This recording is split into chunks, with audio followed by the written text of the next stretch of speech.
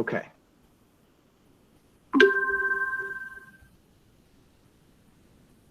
And I'll try to do this in about 35 minutes, and then we'll take questions on it. And as we go through it, I'm going to try to be complete, but not too complete. It's just too much information. So I'm going to try to stay on the surface a little bit here. These notes are linked.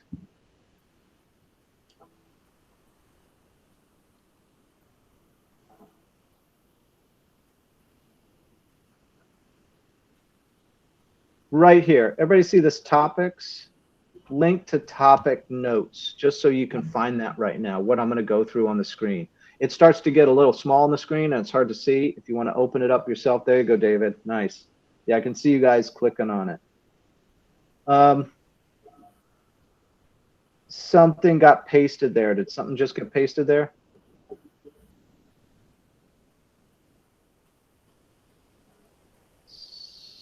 Is that still the right? Okay. Yeah, click on it and then move your mouse down and then click on the link, if that helps. Quick questions before everybody got it, or have a way to find it? All right. And this goes back to those file folders just where we were, David. This is one of those topics under those file folders. So this is back there, you guys. All this stuff is, you have full edit rights in this, so be a little careful. You can actually go do some damage if you're careful, okay? But you're welcome to download anything you want, copy and paste it, etc. Right? So this one I want to cover is using traction to run your private equity firm. The first thing I want you to start to think about is your journey in multifamily to be building a private equity firm. You're not just a human out there buying and selling apartment buildings. That's a little too narrow-minded. You want to expand it a little bit. Maybe a hedge fund manager is too far down the road to think about, but you are a manager of a company that takes funds from private investors, invests it, and then returns the proceeds from that to those investors, right? That makes you a private equity firm. We happen to do it in multifamily, and there is this other word we've talked about before, the word syndication. And we've talked about this idea before that brokers may or may not like the word syndication. And so I believe that it's fine to use the words a private equity firm. I'm a manager of a private equity firm, or I'm a principal in a private equity firm. Okay, so that would be sort of the first shift in your mindset. And if your mind starts to make that shift, that you're building this kind of investment firm, it's not just a place for others to invest, it's a place for you to invest, right? When you find that great deal, you're going to go in as an LP investor and possibly hold both LP investment shares and GP shares as one of the key persons, right? So, you know, all of a sudden you find yourself as a CEO of a business, as a manager of a company, and things change. And I don't know that anybody ever really preps you for this. Maybe you've got a business degree in your background. Maybe you've got a history that makes this okay for you, and maybe you don't. All right. I would just put out there that you've all of a sudden, you know, the multifamily becomes so complex on so many levels because there's all these different areas where you need to be an expert. That's why you need 5 different people in a company, because you need to put different people on different topics so they can focus on those topics. So you're running a company now, and you're building a 5-person team I would present to you. And the 5-person team has now got to be managed. And 1 to 3 years down the road, you find yourself with all these people in the company. Maybe they're partners, maybe they're employees, and investors, et cetera, where now you've got to manage an organization, right? So there's, you know, one of the simplest methods we ever found was, and this book called Traction, right? Can you see it from there? It seems to be blurring it out. Traction by Gino Wickman. We've talked about it a lot. It's one of our favorite books, and I believe it's saved our life as a private equity firm, and I believe it's changed our destiny. Right? It really changed our life, which is there's 2 to 5 things I could probably tell you that with that kind of weight. This is one of them. So that's kind of why we talk about it a lot. In this topic, I want to give you an overview of the book and maybe encourage you to not read the book, but use it as a reference manual. It might be the better way. All right. So how does Traction work? Traction is a company where they formed this idea, they came up with this whole thing, then they started to send out implementers. So a company implementing Traction should hire an implementer. There's a problem with that for us. The problem is that they don't want to talk to you unless your business is a 1 to 5 million year in revenue business. So if you have $1 million to 5 million annual revenues, now they want to talk to you and they want to be a professional implementer for you. That's another human being comes in and helps you implement all the things in this book. So we read about it in the book, we like it, we go out and hire somebody to come in and help us implement this. Their other criteria is 25 plus employees. All right, and I think they say 25 to 50 employees. So they want a company that's running, that's generating revenue before they send you one of these professional implementers. The implementer themselves, and by the way, Ben Kelly is a professional implementer now. The implementers themselves make about 50 to 100K per year from each of the companies they implement for. Now, if you think about a larger company, like revenues of $1 million to 5 million, this is no problem. For you to pay 50 to 100 grand to have a professional person come in and guide you through this book, I'm telling you, it's worth every penny. It's a great deal. If we were in that position, I would say don't even, read it once, decide it's an okay system for you, and go get an implementer. That's what I'd tell you to do. But we're small companies right now. We're 1 and 2 and 3, and maybe you're lucky enough to have 5 people, but we're small companies. We do not meet the criteria for an implementer. So even if I call Ben, and I have Ben scheduled to come and do a presentation for EOS, I think it's a couple, 3 months from now, he won't even come to your company because it doesn't fit their target for what a company is to go ahead and hire a professional implementer. So what we're heading to here is this thing called self-implementation. At this point in your business, you have no choice but to self-implement this type of system. Now, unfortunately, this is along the way with all the things you're doing to actually run the business. You're underwriting, you're presenting LOIs, you're trying to get properties under contract, you're trying to then buy them, rehab them. All these things are going on. That is the actual business. This is the system that allows you to manage that process and that work and keep it all flowing in a responsible / productive manner, right? It allows you to execute.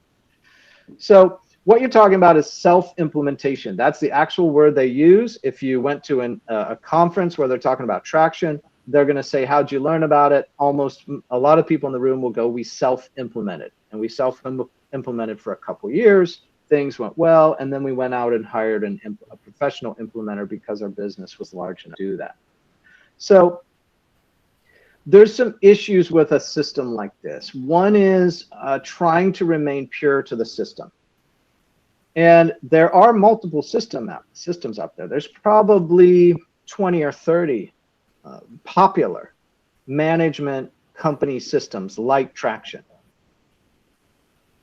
A lot of them get even bigger, right? They don't want to even, 25 to 50 employees is way too small for them. They want to deal with a company that's 1,000 employees or 10,000 employees. So you're going to find a lot of other systems, and it's just a matter of finding one that can work for your business.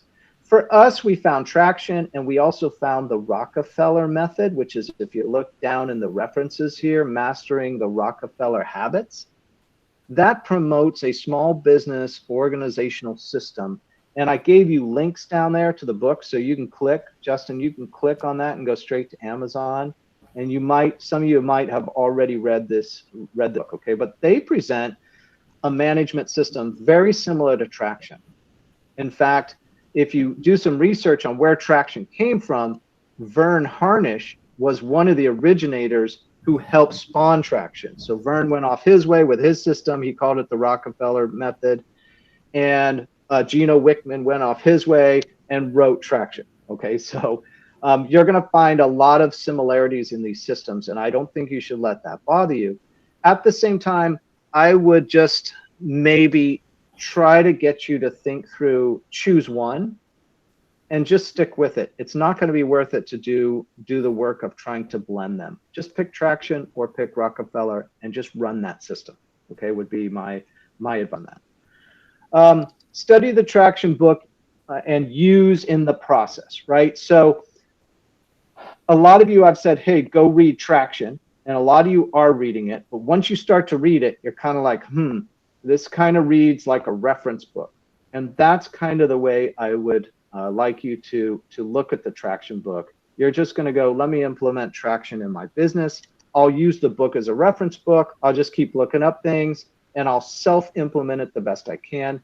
It's going to give you the benefit that you really need right now. You need a structure that's starting to develop as your business develops, so that when you get a couple, 3 years on the road, you can now hire that professional implementer. And a lot of your, either it be employees or partners, you kind of got the system running already. They just come in and clean everything up, and now you can be that much more efficient. Traction is a business, right? So they have a full set, I think nationwide, they have, I don't know how many thousand implementers. They claim that there are tens of thousands of companies running on Traction. If you go to, I went to one of the Traction meetups or seminars or whatever they call these groups where you get together and have different speakers speak about Traction. There were 10,000 people in that room, all with businesses, all running Traction. So everybody sitting next to each other. Everybody knew what Traction was. Everybody knew all the lingo. And I would say to you that that might be one of the reasons to implement a popular system. If you hire somebody and you say, do you know what Traction is? And they say, yes, we used to run it at my prior company. You're already going to have a common language when it comes to management systems within your business with that person. They're going to know what a visionary is. They're going to know what an integrator is. They're going to understand what a scorecard is. All that's, you won't have to train them. Okay, so some of the things that Traction does offer that you might be able to afford at some point is they offer an online base camp service, and the link is there for you to check all this out. And you guys, I don't make any money from Traction. I'm just telling you it's been a great tool for our business, and I think it's saved us. Part of the challenge is staying in business long-term in multifamily, and Traction has allowed us to do that. We started in 2016, and it's 2021. That's 5 long years. If we weren't meeting weekly on the Traction agenda, we never would have stayed together. We would have gone our separate ways a long time ago. So, and even now when we have gone our separate ways, we still, I don't know how to say this. Maybe we've gone our separate ways in such a healthy way that it's been a great thing for the company. All right. So anyway, Basecamp costs about, I think it's $4.95 a month, but they will give you a whole slew of videos, tools for the self-implementer. That might be a good deal at some point in the future. Okay. So just to give you sort of stair steps into how to get this into your business at Progress. So let's go to sort of the basis of Traction. Traction is based on the 6 key components of your business. They call it people, process, vision, data, issues, and traction, right? They have given you graphics to communicate this with your company. Let's see if I can find one. If I go to chapter 1, probably in my book. It's not going to show that graphic, is it? Well, it's a pie chart with 6 pieces of the pie, and each one of those 6 components is a piece of the pie. Fair enough? And in other words, and I'm going to tell you this at the bottom. I'm going to say this now. When I get to the bottom of this whole presentation, I'm going to say to you that any one of you could have come up with this system if you just thought through your business. Anybody on this call, if you just sat around and thought about your business long enough, you would have come up with basically the same 6 components, maybe 5, maybe 7. I don't know. I would just urge you to not reinvent the wheel. I know you can invent your own system, but don't even bother. Just adopt their 6 components. And the benefit is that all of your partners in the business and all of your employees can now read the book, and you don't have to explain everything to them. You don't have to teach them the system, that you have a whole set of supporting documents so they can understand this too. And this company has produced 5 or 7 different books. They've got one called What the Heck is EOS? That's for your employees. They've got the book Rocket Fuel. That's where you try to figure out who's the integrator and who's the visionary. They've already produced the library of material you need to give to your different stakeholders for them to study and figure out, okay, what's going on with this system in this business, right? So I think I gave you here values matching. Now, we talked about that specifically because I believe even with values matching, that changed our life too. That was such a big step into the traction process. And I think I linked here the YouTube video on that. So most of you were on the, well, some of you were on the call of that, and some of you may have watched that video. If you haven't, go watch that video on how to values match or the process of values matching. Almost every business struggles with the key component of people first. Business consultants will always say, if you're struggling in your business and things aren't as well as you thought they'd go, look at the people first. It's always a people issue, right? These others, process and vision, become less important, I think, but nonetheless, they're very important to the overall peak performance of the business. Traction promotes a 5-position company. 5 positions are a visionary, and the visionary is the human who generates ideas. The visionary is often not very businesslike. They'll roll in and out of the business. Sometimes they can't even get there each day. They can't keep focus. They seem to be scatterbrained, but they keep generating these big, crazy ideas on a regular basis. And this is sort of the engine that every company needs. Now, the opposite of the visionary is the integrator. The integrator's job is to take the vision of the visionary and implement it, make it work. These are opposite personality people. They often don't like each other until they understand each other. The integrator does not appreciate the visionary rolling into work every day going, hey, how about we flip single family homes? Hey, how about we buy commercial buildings today, right? The integrator goes, I need one vision I can implement. You need to just tell me what that is, and then you need to move out of the way. But this is a very dynamic relationship. And I think I linked here, I linked the book Rocket Fuel. All of you should put on your list too, that Rocket Fuel book. And oh, I linked the quizzes right here. They will let you take the quiz online. I did have to put in my email and things, which I imagine they're going to use me for marketing at some point with their implementers. But it let me take the test, and it told me what I was. Was I more likely to be an integrator in the business or more likely to be a visionary in the business? That's the first big partnership. And there's a couple of teams on with us now that I believe are 2-person teams. Most likely, one of you is a visionary personality, and most likely, one of you is an integrator personality. And that's wonderful. You may not like each other, but if you understand each other a little bit more, you're going to figure out the power of that relationship. Then you have under that basically the 3 departments or divisions of any company. You need a marketing division or sales. You need an operations division, and you need a finance division. The book is going to promote to you the equality of these positions. So I think Multifamily Geeks models this well. We always tell you if you have 5 people in a team and you're trying to figure out, who gets what share of the LLC, assuming you're, equal counterpart, somebody's not, say, an employee, possibly. There are exceptions to this. But in a lot of cases, you're taking that LLC and you're just dividing it down equally. 5 people, everybody gets 20%.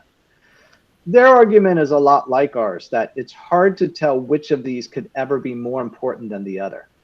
So the visionary says, well, if I don't bring up the good ideas, the company goes nowhere. The integrator says, if I don't round everybody up and organize them around one vision, the company goes nowhere. The marketing guy goes, if I don't get customers, we go nowhere. Everybody's got the same best argument. So consider each and every one of these aspects of your business equal. The hard part of a 1-person or 2-person team is you've got to do all 5 of these jobs one way or another with some sort of equality. And that becomes very difficult. You're doing the work of 5 people. And if there's only 1 of you or 2 of you or 3 of you, you're still got to cover the work of those 5 positions. So we're promoting to you that you're looking for these other 5 positions as you go through this business, and you're trying to figure out who are the people I can partner with. Can I offer them, GP if we get a deal for them to cover marketing in the business? Something. You're up with some offer to get the 5 positions covered. All right. Tools you will use to stay on track. So the brilliance of this system is they take the 6 components of a business, and then they give you actual tools to use to achieve those parts of the business. We covered the part on values matching, and we talked about, what do I have here? Oh, go ahead and click on this one, you guys. That first one for people, click on the blank VTO template. I put one of these into each of your folders. So you have your own, oh, it's making me a copy. But I put a copy of this already into each of your folders. So this will be a second copy, I guess. It's forcing me to make a copy. That's all right. As you start to build your business and you're working on all the real estate aspects of it, which you're studying and you're working on and you're trying to produce results, you're also trying to build that team of people that are asking and answering the questions that are included on this document. We kind of lumped a bunch of them together. So these are some of the tools. For example, this first one called a VTO is something to deal with the vision of the company, right? So this is a vision tool, and it's not loading very quickly for me. But even if you can see, it's got all the basics you would expect in this kind of document. It's got a 1-year plan. It's got a 3-year plan over here on the right, and it's got a 10-year target. So it's all the basics, just like I told you. If you had thought through this yourself, you would have come up with all this. You would have said, what are we going to do in 10 years with this business? And you would have wrote a 10-year target. You would have backed up from that. You would have said, where are we going to be in 3 to hit the 10? And then you're going to back up and say, what do we have to do this year to make this work? So all of this, I would just say to you, is very simple and very straightforward. I don't think any of it is genius, but they're asking you to do it on a regular schedule, quarterly and annually with your team of people. They're going to ask you to identify who's your target market. They're going to ask you to identify what are your 3 unique to the business. They're going to ask you to identify the overall proven system. They're going to ask you to make a guarantee for your business.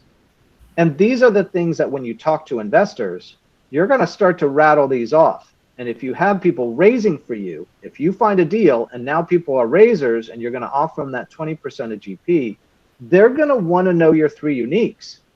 So when they're talking to an investor, they're going to use this document to say, our 3 uniques are we only invest in multifamily, or we use traction to manage our business, or whatever those 3 uniques are that you come up with for your business.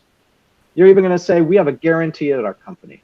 I think for us, one of the guarantees we came up with over the years are we don't care whether, our guarantee is that we will guarantee we will be open and honest with you in good times and bad. That was our guarantee to our investors.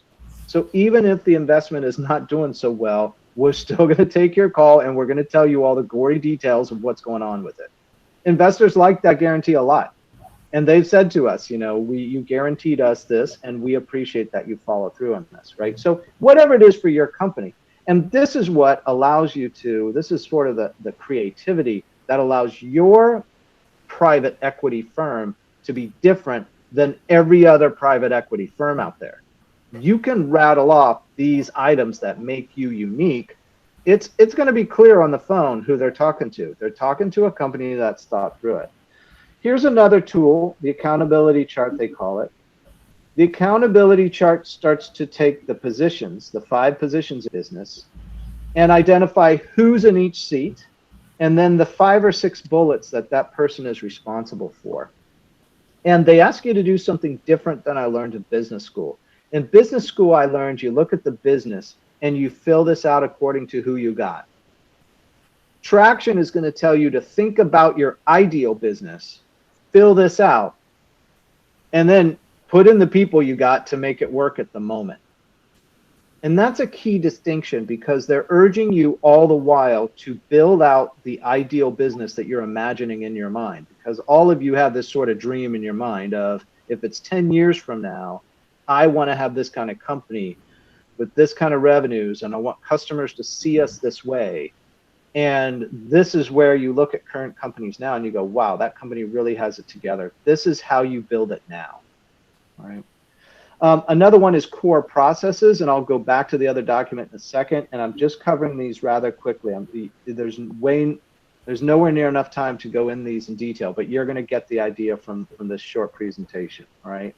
Core processes are where you document the 5 to 7 steps for each of the things you do. These are simple for our businesses. A lot of them are the same: buying a multifamily property process, an underwriting core process, where you can put 1, 2, 3, 4, 5 steps in. And now when you're training a new underwriter, you can say, here's our core process for underwriting a multifamily. It puts everybody on the same page. They know you've thought through it. They don't have to rethink the wheel. They can start to work within that core process. I think that's all we've got on this document, but let's see where I am here. So here's what I've got. So see the different tools. As you go through the 6 components, that core process tool is for the process. The VTO is for vision. A lot of you were on, well, maybe half of you were on the underwriting teams where we used a scorecard. There's an example of it in the book. 5 to 15 items every week when you're in your regular L10 meeting, you read off the scorecard, and each person who is in charge of each number reads their number. In our business, it was things like, well, still is. It's things like, how many people did you call this week, right? Did we check in with investors this week? And so that was Ben's responsibility from the accountability chart. So Ben would read his numbers. He'd say, I called 7 investors this week. I touched base with so many. It would be how many brokers you're calling for somebody, the broker person on the team. The underwriters are saying, we underwrote so many properties. We turned in X number of LOIs this week. All that's part of that tool to keep the business on track. IDS is a problem solving tool where you issue, discuss, solve. A lot of businesses will deal with the same problem for months and maybe even years. This method will push you to come to a solution in a real-time weekly meeting and make that the solve and run with it. They really push you to solve issues quickly and easily. So then they have this traction idea, part of the 6 components. It's a series of meetings, and that's not really fair to represent it that way, but there's a weekly L10 with an agenda. There's a quarterly where you all get together and meet, and it has an agenda. And there's an annual. Each one covers some aspect of those 6 core components and pushes you to stay at certain depth along the way. Annual, you're updating that VTO and you're talking about the 10-year plan, the 3-year, and the 1-year. Quarterly, you're just asking, how are we doing on our 1-year plan? Are we on track with that, right? So it's already built in to help you gauge your activities to the important actions that need to be taken in that moment. So without talking too much about this, I wanted to cover a couple remaining ideas, all right? How to start your self-implementation. For us, and I imagine it could be different for you, so I'm not sure this is a complete answer. For us, we started holding the weekly 90-minute meetings with our team. If it's just 2 of you, set a time each week for a 90-minute meeting. You start on time, you don't go overtime, and you use the agenda from the traction book. Just pull up the traction and you roll through it every week for 90 minutes. That alone will get your business on a pulse. It'll start to organize everybody into the same group. Now, if you were a bigger company, so this is for 5 people, right? This is for that 5-person team. Say you did have a marketing team that now had 20 people on it and an operations team with 20 people. those people would be running their own L10 meetings also. So one of our friends in India, he implements for a solar company. They have 1,000 employees. I think they run 33 or 56, some large number of L10 meetings every week are running. Same time, same group within that their authority, right? And it's all filtering up to this top admin team, who are 5 positions, who are now able to organize 1,000-person team using this method, right? So it's scalable. You're starting with 2 people now, but you're thinking of the time maybe that you have 1,000 people or whatever. So that's the easiest way to do it. Select the 5 people that you feel can fit those 5 positions. Okay. And you're going to roll with those people. Once you start going through that BTO and setting your core values, like we talked about in the prior video, and you start to move people, decide if they're the right people on the team, right by values, and then move them into different positions according to the accountability chart to see who can fill which position best after their values match. Then to continue to self-implement, you're looking to hold your first annual meeting. That's where you'll spend 2 full days going into that BTO. And I'm telling you guys, after 2 days of arguing over that BTO, number one, you're going to be exhausted, but you will find a clarity for your business that starts to emerge. And as those quarters start to roll by, you'll literally be a company, right? It happens faster than you think. Then you move on to the quarterlies to make sure you're staying on track and pursue continual improvement. For us, this was our way of doing the self-implementation, right? For you, you absolutely are going to find your own way through that. The other thing is, you know, just to show you, I don't know if you can see this. This is my traction book I started with 5 years ago. You can see how it's clearly like a manual. I've got stuff taped in it. You know, I got things that I taped in. Well, it's blurring it all out, so I apologize for that. But I got, you know, things we did over the years, different meetings we've had. I've got notes written all over it. I've got different parts where we filled out different types of separate pages, and then I wanted to keep it with the book. I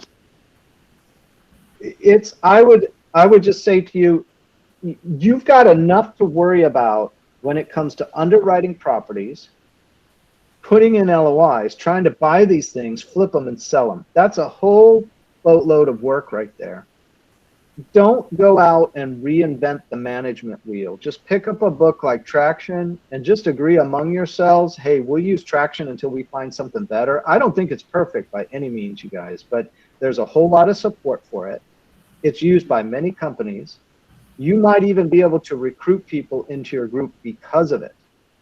In other words, I didn't put this on there, but we've been actively looking for businesses to invest in who use Traction. Okay, I'll give you an example. We're building a single-family home in Atlanta right now with a contractor. We met this contractor. We values matched him. He's a values match. We liked him a lot. We're like, this guy could be an investment partner of ours. So he's a builder now. He's growing. When we met him, he was only building 5 to 7 homes a year. Now I think this year he's going to hit a new record. I think he's going to be up to 25 homes this year.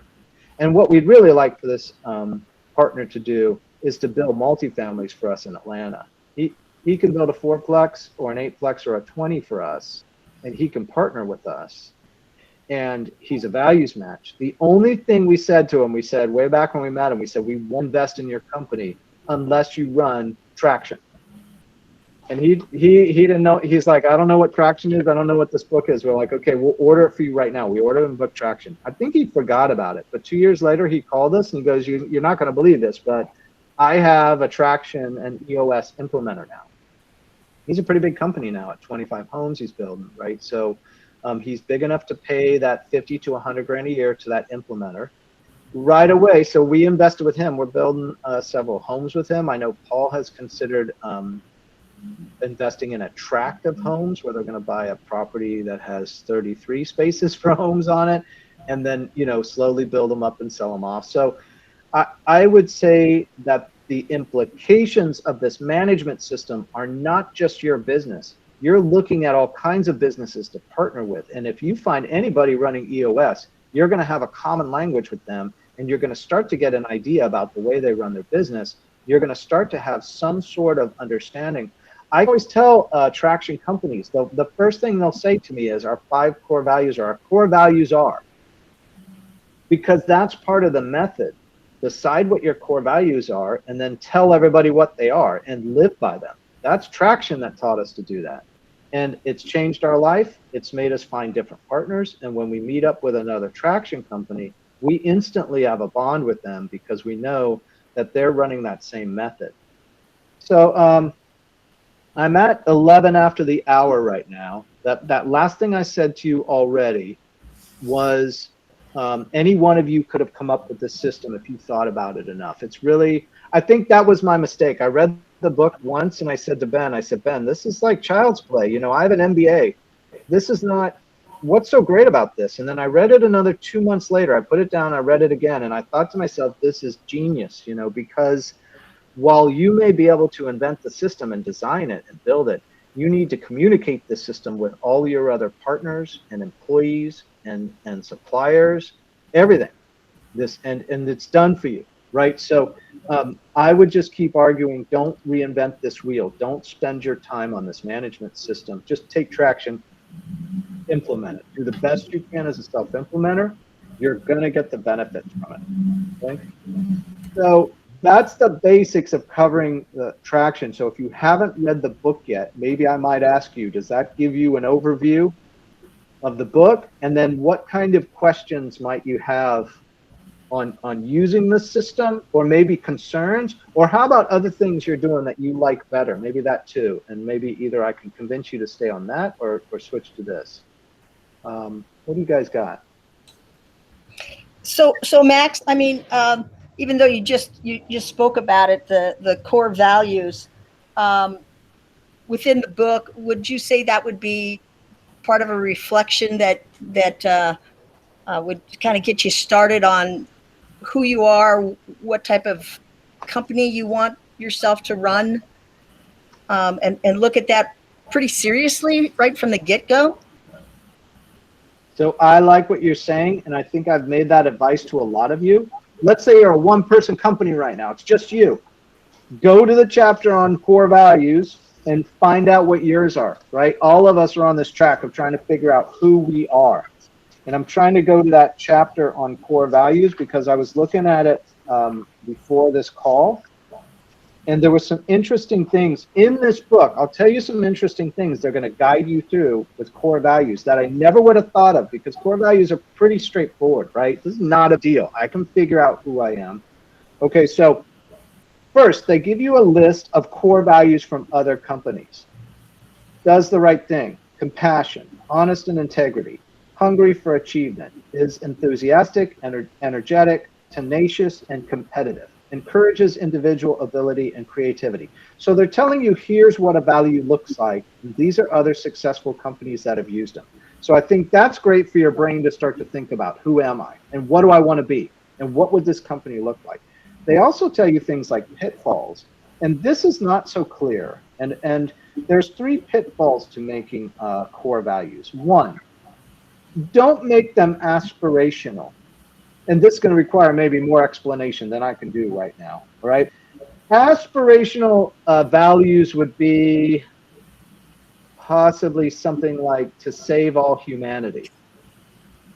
Well, that wouldn't be bad for the purpose of the company, but it's not good for the core value, right? That's a different issue. So that aspirational idea, it comes into play in your business, and that's not a bad, you know, for a purpose of a business to save humanity. Now that is motivational. It's just different from what a core value should be. Okay, let me put it like that. So they guide you away from that pitfall. Number 2, accidental. Sometimes when we're building a business, we have successful employees or partners, and we start to look at them and look at what their core values are, and we go, oh, this person had this core value that was instrumental in making the business, when in the end, it was just sort of an accidental value that that person had. They're going to encourage you to go the opposite and be deliberate about your selection of core values based upon what you want it to be. again, a little bit of a different perspective. But if I didn't have the book to sort of sort that out for me, I might have spent some time on that now I can avoid. And another one, the biggest one in this is a throwaway value. And I don't like that wording. They also use another strange wording, permission to play. Take the value of honesty or trustworthiness. This is a foundational value. You will not go into business with a dishonest person, period. You don't need to add that to your values. You can save your values positions for others. They call it a throwaway. I don't like the word throwaway. I don't like that at all. Or permission to play. You have to have that value just to sit at the table. Let's put it like that. So you don't need to add that into your core values, because if you're not honest, you're not, don't even go into business, right? Business shines a light on soul, and eventually we figure each other out.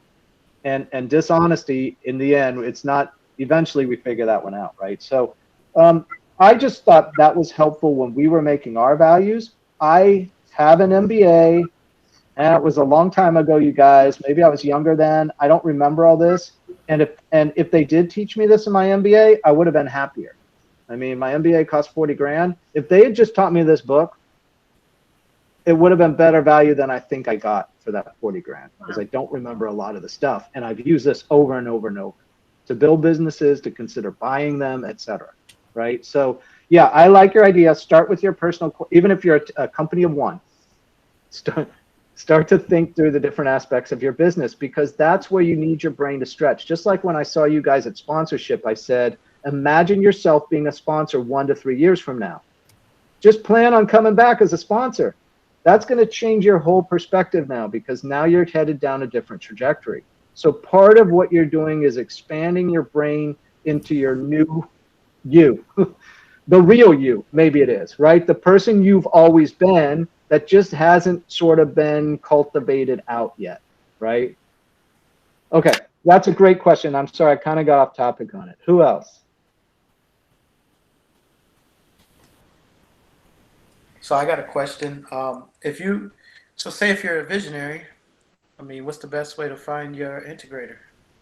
Yeah, and that's a whole, trust me, online, like in LinkedIn, if you search right now, integrator or EOS integrator, people's profiles will pop up. People use these words to define themselves. So number one is knowing those definitions. Number two is knowing you need an opposite. And number three is trying to figure out how to live with that opposite. Because most of the time, until people realize that they need each other like this, these two positions are not very friendly to each other. They don't understand each other. They don't like each other in a lot of cases until they respect what the other one does. So it's a journey, but you're looking for those people. And in our company, I've been the integrator. Paul's been a visionary at one point, and Ben was the visionary at one point. So I don't know that it's easy to find. It is. Now there's that weird person that can do both, but they argue it's only like 5% of all people fit both. Most people will, when you take that test, that the link is here, you're going to skew into different groups. You're going to be stronger at one than the other. Yeah. So take the test, figure out which you are, and then do some searches on LinkedIn and see what you find. And if you type integrator multifamily, I haven't done it, but I'm curious as heck to see what to do. I don't know if I have time to do it right now, but I would try that. Okay. Okay, thank you. Okay, what else you guys got?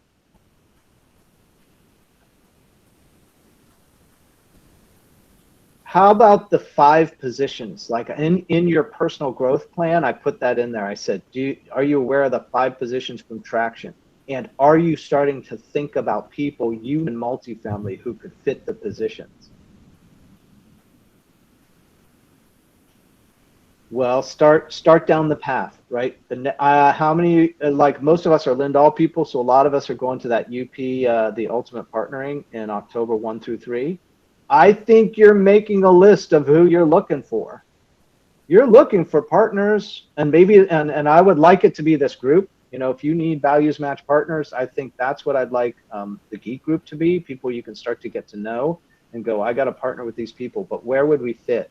What are your strengths? Are you a visionary? Are you an integrator? Maybe trying to integrate some of that language into your thought process, and just sort of, I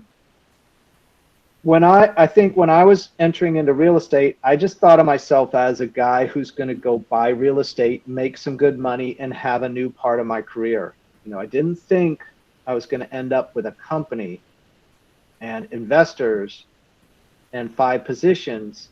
And again, even this whole idea of what other business your syndication company is in. You may end up being a property manager. You may end up being a commercial broker.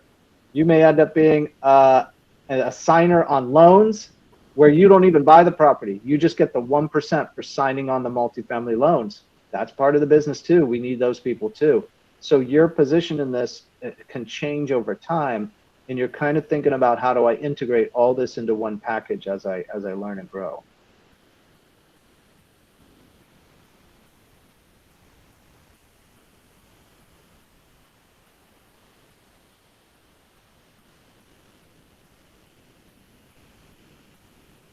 Well, okay, so I hope it's helpful for you. I realize that a lot of these topics aren't directly multifamily related. You know, it's not just talking about underwriting right now. It's almost where you're like, I thought we'd be talking about more underwriting, you know, but I think you're going to find out so quickly that it just changes you. You just end up in a different place in business. And if you've thought about it ahead of time, you just kind of can more seamlessly roll through it. But if you haven't, then you kind of hit these stoppage points where you're like, okay, what do I do now? Right? And if you're trying to integrate a lot of knowledge at one time and keep going with all of it. Well, Lance, okay. I think it was. Oh, go ahead, Terrina. I think the topic was really timely and just relevant, because we are all business owners at this point, or entrepreneurs. And I think for me, as you were presenting, I was thinking about how, as a solopreneur, how do you, or how would I manage it all and maybe implement automation? That's my biggest thing. I want automation in my day-to-day activities, just so that I can focus on the things that I need to focus on, and wherever I may need to delegate, using virtual assistants, then so be it. So that's where my mindset is right now, to try and keep all of the wheels churning and the balls at bay. I just really, that's a major concern for me. So I plan on reading. I have the audio book for Traction, so I'm going to try and finish reading it. So yeah, but thank you. All right, nice. Okay, anyone else? We're getting we have 7 minutes left. Go ahead. Well, for me, and Max knows this, this is kind of like my third group, and you're starting to wonder, you know, is it me? And what I think, the first group, we were right out of the RE mentor class. We had gone to get, you know, in the class together, the 3 of us, and we were not aligned. We not aligned at all. The second group, I started out with one other person, and then we joined with Max, and just it's, you know, gone a couple weeks, but we were a little bit scattered, but a little bit better. And what I'm seeing now is when you're teaming up with people, especially virtual like this, you know, they're not somebody that you've known a long time and you know their quirks and everything, is to understand who you are and who you're better aligned with to help you, you know, whether, you know, I think I'm more of a visionary. And so, you know, I'll take the test and find out for sure. But then I know that, you know, I need to have an integrator and work with that person, and, you know, strengths and weaknesses, and then you conquer and divide. So I'm really excited about it. I should have, you know, Max, I've had the books, you know, for a long time, but it's just, you know, you just keep pushing it aside. But now I'm super intrigued. And so I'll probably spend, you know, most of the night staying up and reading through that and taking the test. So For me, good stuff. Okay, nice. Okay, so we've got 5 minutes left. Welcome, Michael, by the way. I saw you come in. I apologize. I didn't say hello to you. Go to, let's see, where are we here? Scroll. I think you're to rate, and I appreciate you guys. Look, you're already starting to roll down through it. Go down to rate the meeting. And then so next week, you're not going to hear me. You're going to hear Justin talk about underwriting tips and tricks. And we've seen some of his stuff. I'm excited about that. And I think we're going to modify the MFG template based upon some of his suggestions. So I'm excited about that. And then the week after, hopefully, Paul's talking to us about his land deal. So you don't have to hear me all the time, you guys. All right. Yeah, get your name in there somehow. So if you're new, let's see, where's Lucian? So you're putting your name there. If you've got an 8, so you're scoring, and what we're doing is rating the meeting, not necessarily the people. You know, you're trying to rate the meeting. 8 or above, you don't have to say anything. 7 or below, you want to say why. All right, and the point is, you know how you've been in a meeting, you left the meeting, and you didn't get to give your 2 cents worth, or you're not feeling heard, or you weren't happy. This is your point. Don't leave, you know, and by the way, this is straight out of traction, right? This is a traction method. Don't leave the meeting until you tell each other how you feel, okay? Because that'll never go anywhere good. Just have it out right there and just say, you know, I know that it was this, I know that was that, but I felt this way, and maybe that's not fair, but that's the way I felt, okay? Because if somebody feels it, then that's the way it is, all right? Okay, I didn't get on the numbering system down there. That's all right, though. Okay, Jay, you ready for yours? You want to start yours? There you go. You want to type what you want to say? Go ahead. Yeah, I had to change mine because of what you just said. Good, good. So I started out with an 8, and the 8 was based on the presentation, the material. It was great. It's aces. But the only problem that I have in this setting is because there's so many people, especially on this call now, in order for us to start to get to know each other, there has to be a segment, or I feel there needs to be a segment where everybody has a chance to talk a little bit. Because how am I going to get to know anything about Lucian, David, Starr, or any of them if I'm not hearing them in their deal context and they're talking about different things? I can begin to learn and interpret who they are as people, just because if you are quiet long enough, people will tell you who they are. You really don't have to, you can just let them tell you who they are. And so that we have to have a segment or a portion where some of these people are able to just talk. So the presentations are great and they're knowledgeable, but if we spend an hour and a half listening to various presentations, I won't ever get to hear all of these other people. And I'm shooting in the dark trying to call somebody in the middle of the week to find out if we're values matches, where I can have already had a head start in a meeting like this. That's my 5 cents worth. I hear you. Okay. Yeah, I will think about that one. I appreciate that. Yeah, nice. Yeah, that's what you're looking for, you guys. Put your 2 cents worth in there. That's how, I mean, we don't ever get better or make changes unless we can get that across. Okay, go ahead, Justin. I give it an 8. All right. Pedro? 8. Terrina? 8. Albrey? 8. David?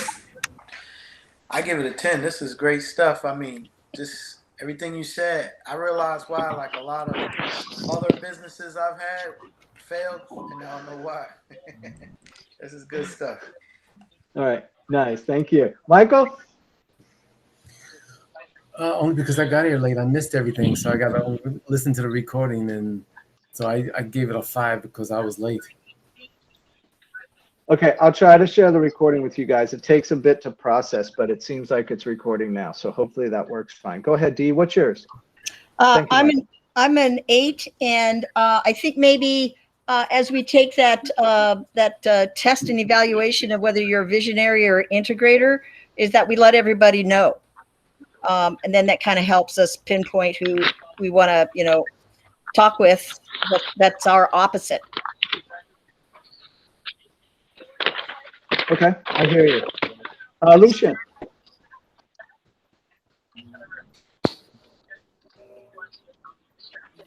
Sorry about that. I give it an 8. I really like that overview you provided. It sounds like using traction will definitely provide solid structure, which combined with drive and momentum, really cause your company to morph into something super influential. I'm definitely curious, particularly about learning more about those weekly meetings. I just feel like that structure could be super beneficial. So thank you.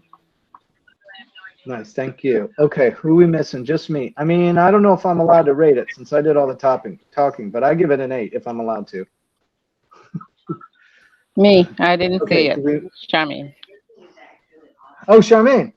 Oh, we are back on the original document, and you found it now? Sorry, Charmaine. No, I didn't see where I should rate. But anyway, I give it a 9 because it gives me a running start with distraction. I like where I don't have to invent the wheel with this.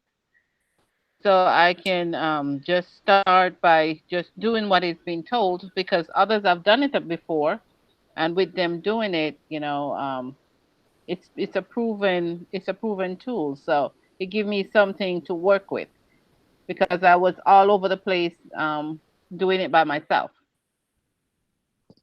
Nice, appreciate that. Okay, did we miss anybody? So yeah, I give it a 9. Nice. Thank you, Charmaine. Thank you for speaking up there too. I don't know how to help you find that place. It's at the bottom of the Geek Group weekly meeting. Do you remember where we typed our intro up there? If you scroll down from there, you'll see it.